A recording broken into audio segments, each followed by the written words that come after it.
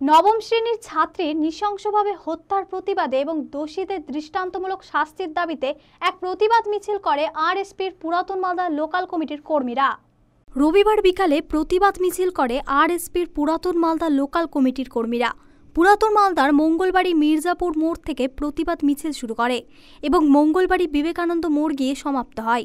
মিছিল শেষে মৃত ছাত্রীর আত্মার শান্তির জন্য আরএসপি কর্মীরা মোমবাতি জ্বালিয়ে শ্রদ্ধা জানান। আজকে হচ্ছে যে আমাদের গত পরশুদিন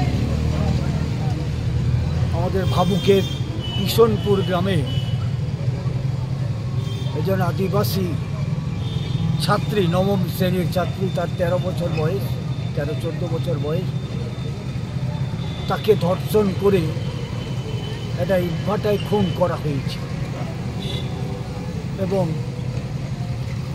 শুধু এই ভাবুক নয়, আমাদের জেলাতে মানে রাজ্যের মধ্যে মালদা জেলাই হচ্ছে ধর্ষণ এবং খুনে সর্বোচ্চ স্থানে। মালদা টুডে।